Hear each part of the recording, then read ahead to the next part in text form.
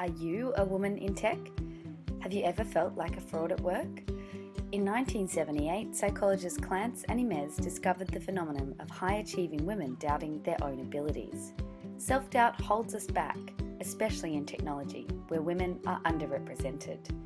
We asked women leaders in tech how they overcame imposter syndrome. Listen to their stories on ImpostHER.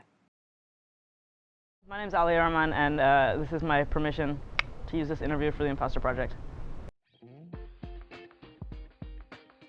I went to school to study astronautical engineering, and a bunch of things kind of happened, 9/11, other things that made me realize that figuring out why we have such intense inequality in this country, which is the bastion of democracy, apparently, is actually a harder, more complex, and more interesting problem than how do we get to Mars. So I left to start working on gender justice, racial justice, economic justice stuff.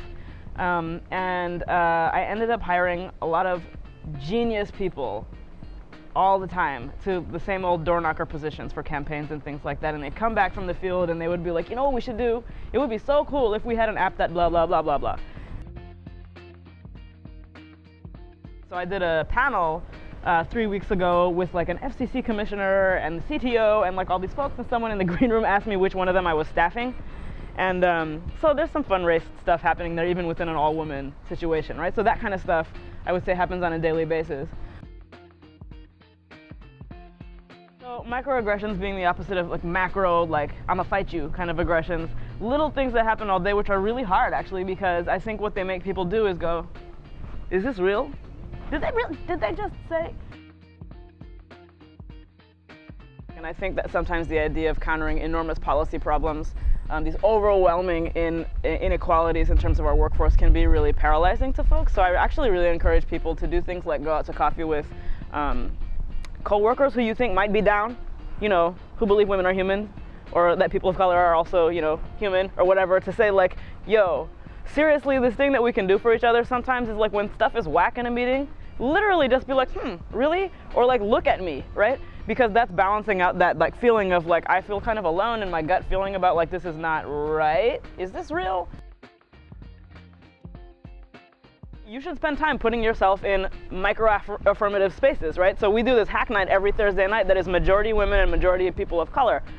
I mean, I barely do anything here, but people keep coming back, right? Because it's the only space they know they can go to every week where like their identity is affirmed and uplifted as inherently innovative and smart, right? Because we know that's true. If we weren't innovative, we would not be here anymore as communities of color or women in this country with things being the way they are. So put yourself in spaces like that, like really, like put your body in actual spaces more often that seek to counterbalance the amount of time you spend in microaggressive situations. You know, I think it's really hard to say to folks like, well, just have confidence in yourself. Everybody knows they're supposed to do that, but how do I go about making this happen, right? And I think the conversation about leaning in and all of that kind of stuff has really made it sound like, well, it's on you and your individual, like, you know, efficacy to be like, no, I'm good, right? But you actually need some concrete things to be able to do that. And by the way, you can't pull a brick off your back by yourself, right? You really need community for that. So the kind of community building work is really, really important. Talking to coworkers is important. And find things that help you to actually have a concrete view that says, no, really, I can do this skill. I'm good, you know, so that you aren't left wondering.